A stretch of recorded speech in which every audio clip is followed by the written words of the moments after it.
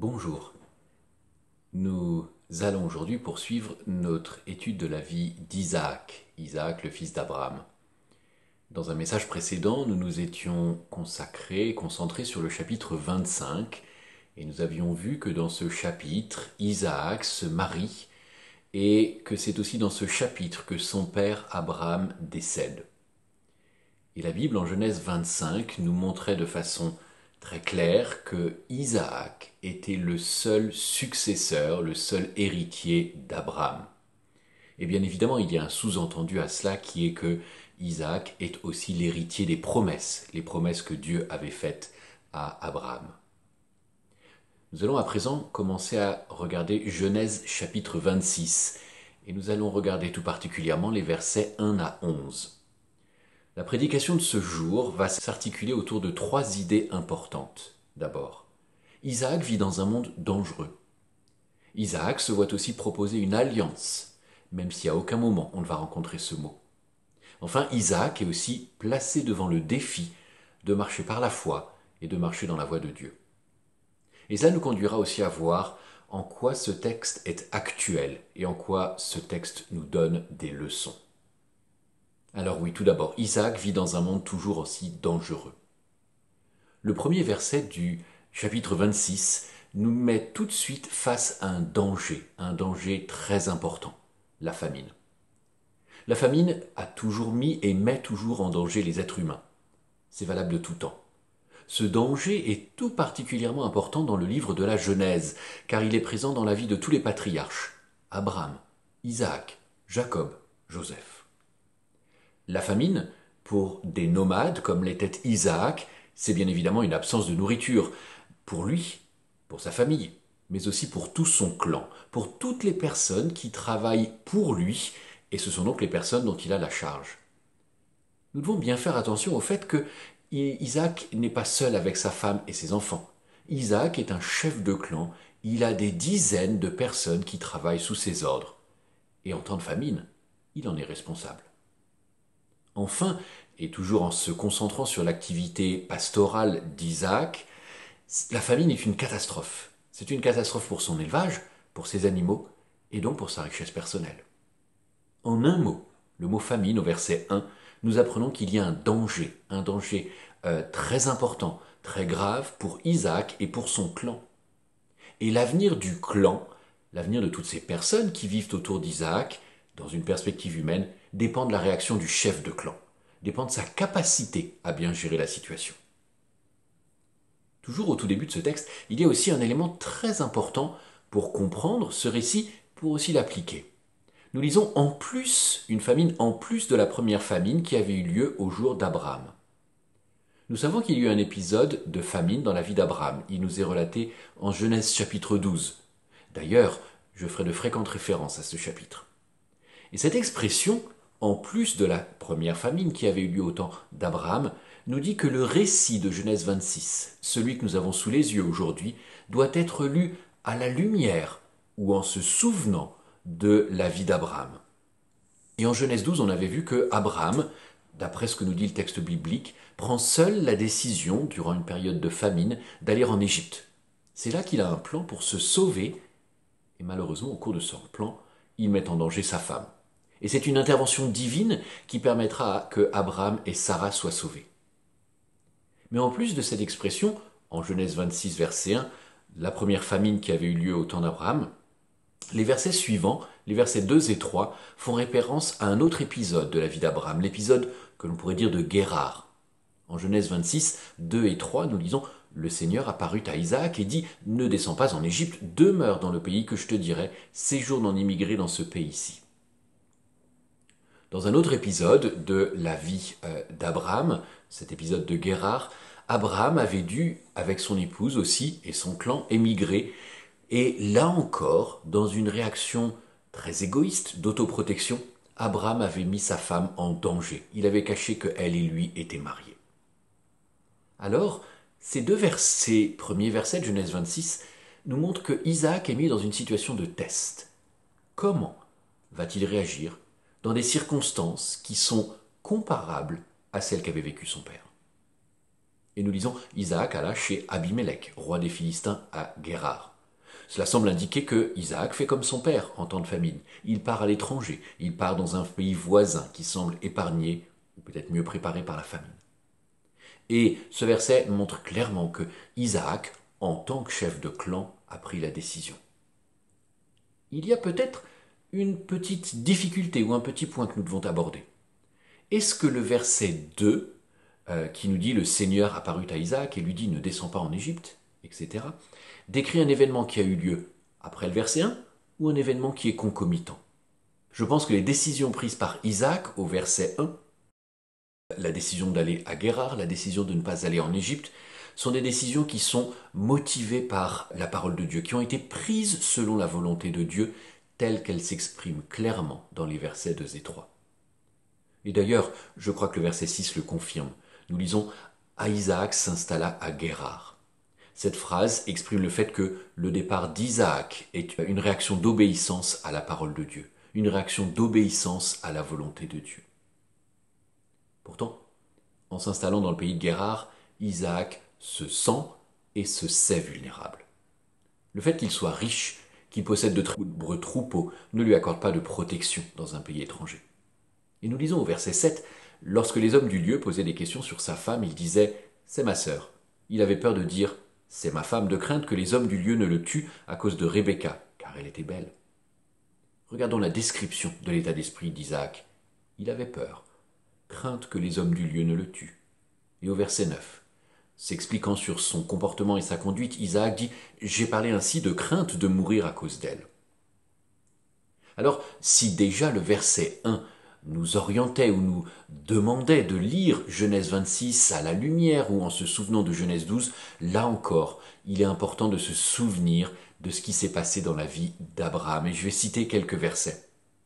Situation similaire d'abord, en Genèse 12, verset 12. Quand les Égyptiens te verront, nous lisons les propos que Abraham dit à son épouse, ils diront c'est sa femme et ils me tueront, tandis que toi, ils te laisseront en vie. Plus tard, toujours dans la vie d'Abraham, en Genèse chapitre 20, verset 11, Abraham répondit « Je me disais qu'il n'y avait certainement aucune crainte de Dieu en ce lieu et qu'on me tuerait à cause de ma femme. » Situation comparable, situation similaire. Et la réaction aux craintes, en Genèse 26, Isaac disait « C'est ma sœur », il avait peur de dire « C'est ma femme ». Et son père, dans des circonstances similaires, avait eu un comportement identique. Genèse chapitre 12, verset 13, en Égypte.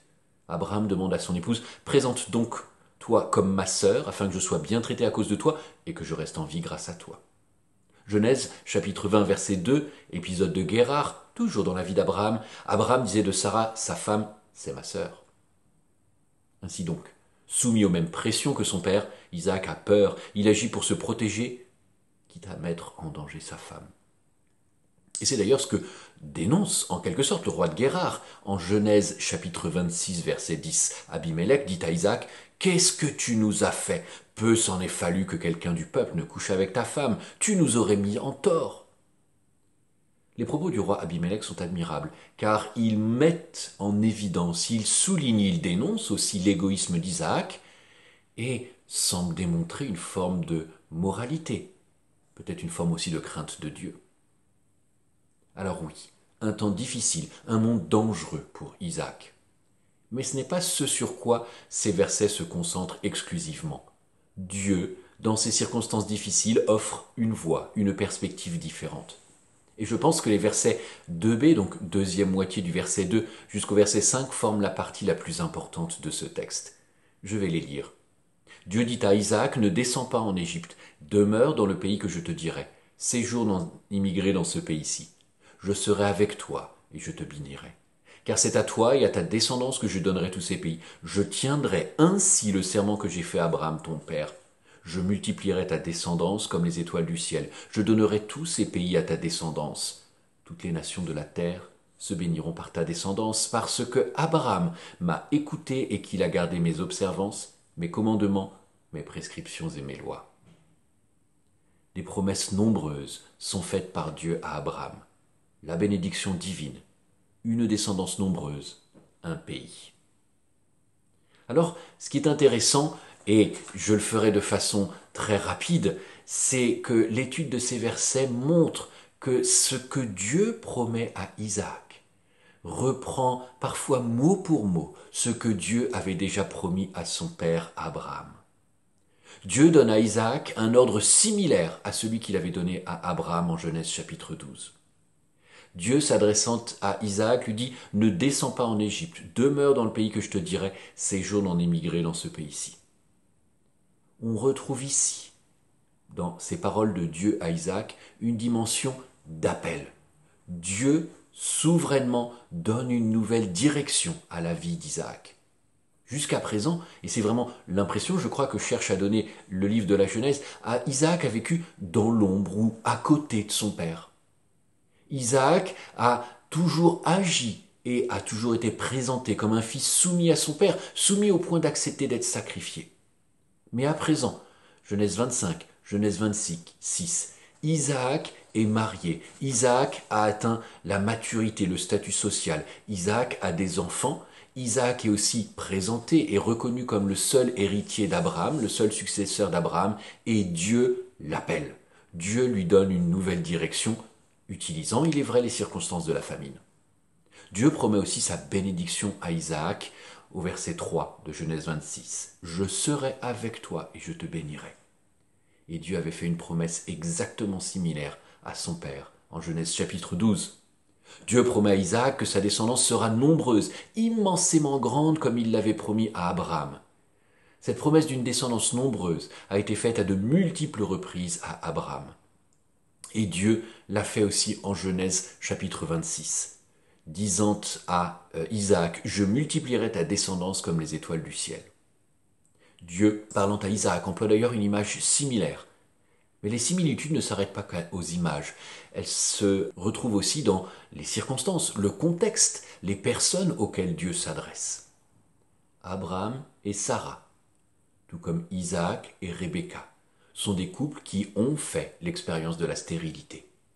Et promettant une descendance nombreuse à ces deux couples, Dieu demande, attend, exige une attitude de foi, une attitude de confiance. Poursuivant dans les promesses, Dieu promet à Isaac de lui donner, ainsi qu'à sa descendance, le même pays que celui qu'il avait promis à Abraham. À 2 reprises en Genèse 26 et à de très nombreuses reprises dans la vie d'Abraham, Dieu a mentionné le pays promis. Je lis en Genèse 26, « Car c'est à toi et à ta descendance que je donnerai tous ces pays, je multiplierai ta descendance comme les étoiles du ciel, je donnerai tous ces pays à ta descendance. » Enfin, Dieu donne le même objectif de vie à Isaac qu'à son père Abraham, être une bénédiction pour la terre entière.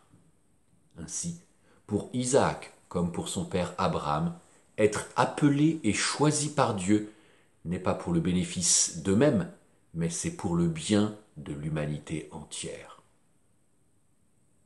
Et je crois qu'une bonne façon de reprendre, de résumer, de regrouper toutes ces promesses, c'est aussi de se souvenir que Dieu, dans ces versets, fait alliance à Isaac.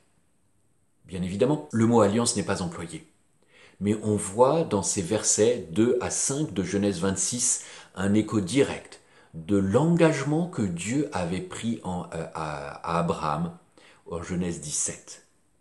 Des années auparavant, des décennies auparavant, Dieu avait dit à Abraham « C'est Sarah ta femme qui va te donner un fils. Tu l'appelleras du nom d'Isaac. J'établirai mon alliance avec lui comme une alliance perpétuelle pour sa descendance après lui. Mon alliance, je l'établirai avec Isaac, celui que Sarah ta femme te donnera l'année prochaine à cette époque-ci. » Ça, c'était ce que Dieu avait dit à Abraham. Et en Genèse, chapitre 26, verset 3, Dieu dit « Je tiendrai ainsi le serment que j'ai fait à Abraham, ton père. » Dieu, en Genèse 26, fait ce qu'il a dit. Dieu accomplit ses promesses. Dieu entre en alliance, établit une alliance avec Isaac. Mais cela amène aussi Isaac devant un défi continuel, l'obéissance et la marche de la foi. D'abord, comme nous l'avons déjà évoqué précédemment, lorsque Isaac se présente dans le pays de Guérar, sa réaction est une réaction de peur. Nous avons lu, il avait peur de dire « c'est ma femme », de crainte que les hommes du lieu ne le tuent à cause de Rebecca. Et cela conduit Isaac à un réflexe d'autoprotection, quitte à mettre en danger sa femme. et utilisant le même stratagème que son père. Isaac essaie de se protéger en cachant sa relation maritale, sa relation conjugale avec sa femme. Pourtant, son plan échoue en raison de son amour, de sa tendresse pour Rebecca. Nous lisons comme son séjour se prolongeait, Abimelech, roi des Philistins, regardant par la fenêtre, vit Isaac qui s'amusait avec Rebecca, sa femme. Il y a beaucoup de sujets de gravité dans ce chapitre 26 de la Genèse. Mais il y a un côté touchant, un côté quasi romantique à ce verset. Isaac et Rebecca ne parviennent pas à jouer la comédie pendant longtemps. Le message est clair, leur séjour se prolonge. Si Isaac pensait que peu de temps allait suffire à se protéger, à cacher son mariage et à donc rester en vie, eh bien, il s'est trompé. C'est un homme qui aime sa femme. Nous avons lu en Genèse 24, Isaac conduisit Rebecca dans la tente de Sarah, sa mère. Il prit Rebecca qui devint sa femme et il l'aima. Ainsi, Isaac ne peut cacher son amour, sa tendresse pour sa femme. Et oubliant de se comporter comme un frère, il se comporte comme un mari. Et cela, c'est ce que Abimelech voit. Alors ce qui est normal et rassurant pour ce couple, c'est aussi ce qui les met en danger. Leur tendresse, leur amour l'un pour l'autre, c'est ce qui révèle la supercherie. La sagesse populaire dit que la peur est mauvaise conseillère, et c'est exactement ce que montre cet épisode de la vie d'Isaac. Il a préféré suivre la solution facile, peut-être même évidente, oubliant les promesses que Dieu lui avait faites. En Genèse 26, verset 3, Dieu, se révélant, s'adressant à Isaac, lui dit « Séjourne en immigré dans ce pays-ci, je serai avec toi et je te bénirai. » Isaac a oublié que le Dieu qui lui donnait l'ordre de partir était aussi le Dieu qui promettait, qui garantissait la protection.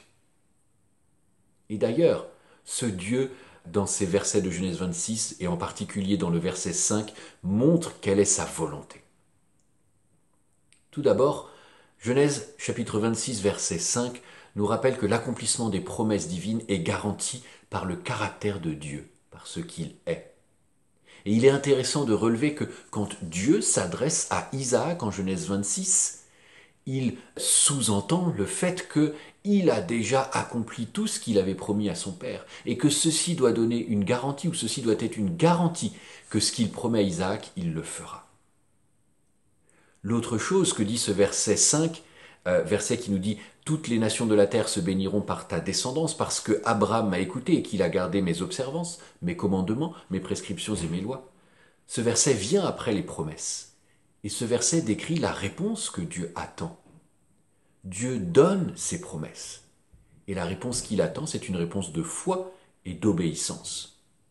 Ainsi, dans le schéma biblique, la foi et l'obéissance sont les réponses attendues, les réponses que Dieu souhaite à la grâce divine. Être une bénédiction pour le monde ne peut se faire qu'en acceptant, en recevant les promesses et en obéissant à la volonté de Dieu. C'est la même chose que Dieu a déjà dit dans le livre de la Genèse. Un verset important, Genèse chapitre 18 verset 19. Dieu, parlant d'Abraham, dit « Je l'ai distingué, afin qu'il ordonne à ses fils et à toute sa maison après lui de garder la voie du Seigneur en agissant selon la justice et l'équité. » Le choix, c'est ce que Dieu a fait. L'appel, c'est ce que Dieu a fait. Et ce qui est attendu d'Abraham et de ses descendants, c'est une vie digne de cet appel. C'est une réponse d'obéissance, c'est une réponse de foi. Alors, pour nous, qu'est-ce que ce chapitre, qu'est-ce que ces versets 1 à 11 de Genèse 26 peuvent nous enseigner? Eh bien, je crois que ce chapitre 26 de la Genèse est un chapitre d'actualité, qui va nous apporter 3 leçons importantes pour la vie dans notre temps. Leçon numéro 1, le monde est toujours dangereux. Leçon numéro 2, Dieu est toujours le même. Leçon numéro 3, obéissons et marchons par la foi.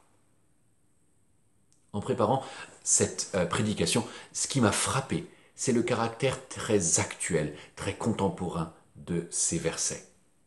Je crois que les événements sociaux, économiques, culturels, sanitaires de ces 5 dernières années sont une occasion pour nous, occidentaux en général, et peut-être plus particulièrement pour nous, chrétiens occidentaux, d'être secoués de notre torpeur. Nous sommes en 2022. Et contrairement à tout ce que l'on pouvait imaginer il y a 5 ou peut-être même 10 ans, nous avons redécouvert, nous sommes en train de redécouvrir que le monde est dangereux.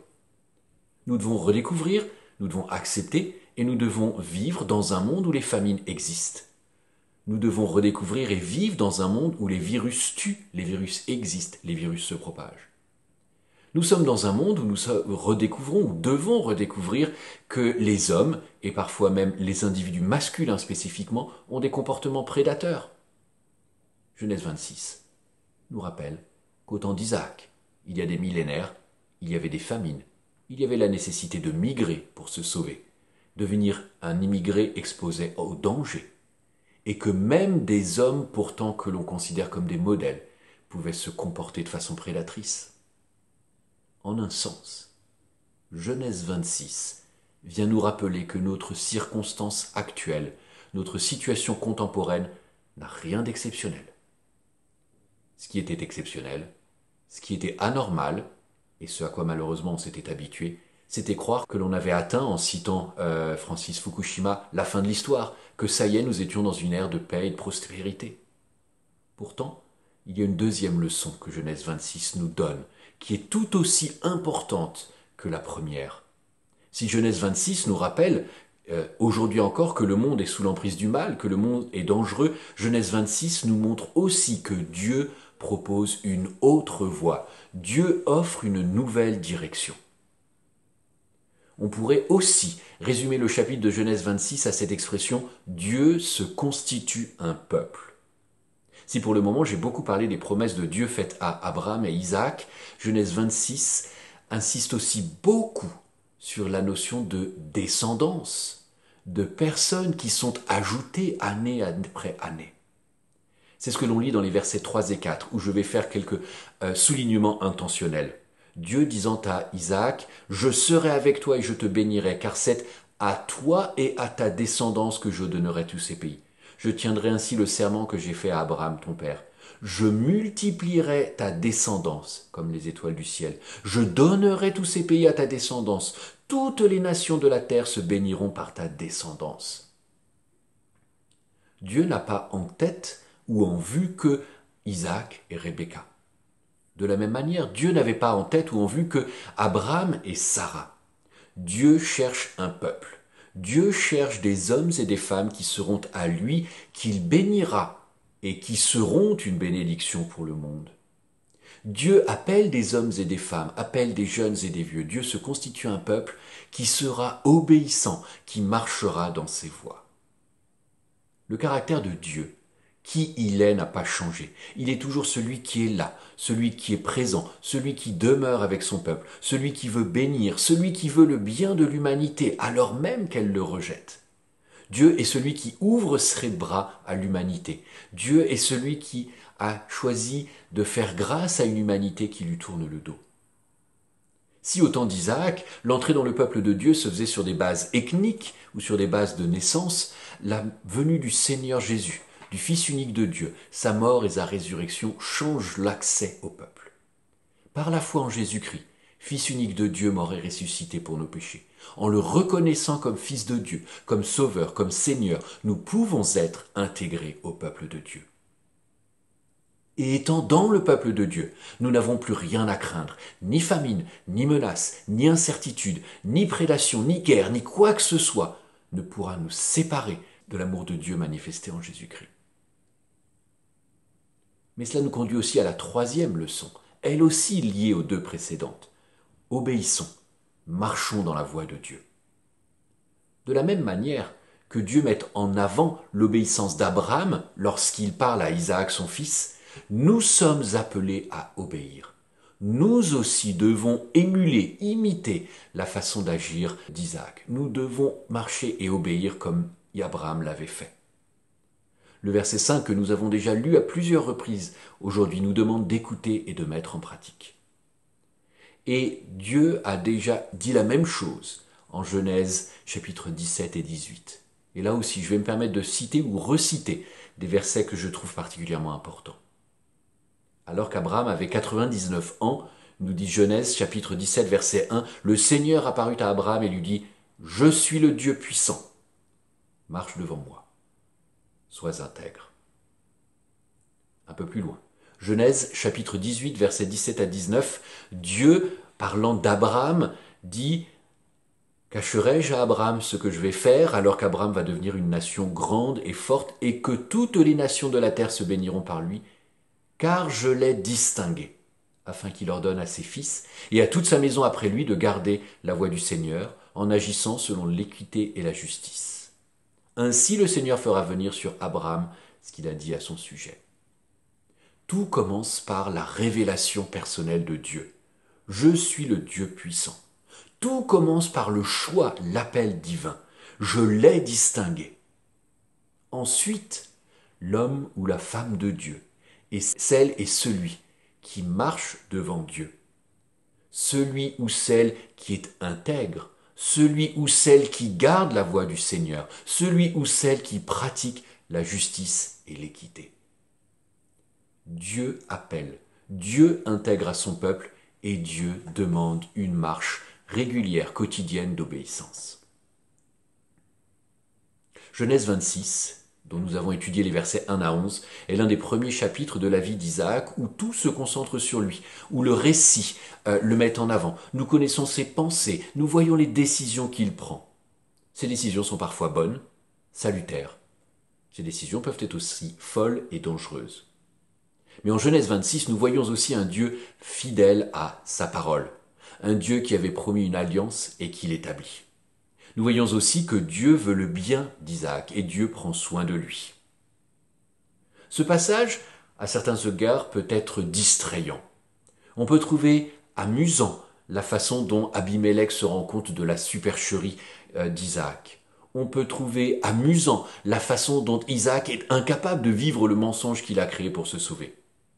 C'est juste, mais cela ne doit pas masquer l'essentiel. Genèse, chapitre 26, versets 1 à 11, nous montre le défi qui se trouve devant nous. Le monde est toujours dangereux. Dieu propose que nous trouvions en lui notre abri. Dieu propose que nous trouvions en lui notre salut. Et cela suppose d'abord d'accepter son alliance, son offre de salut. Et cela ne peut se faire que par la foi, en plaçant notre foi en Jésus-Christ. Cela demande aussi que nous obéissions.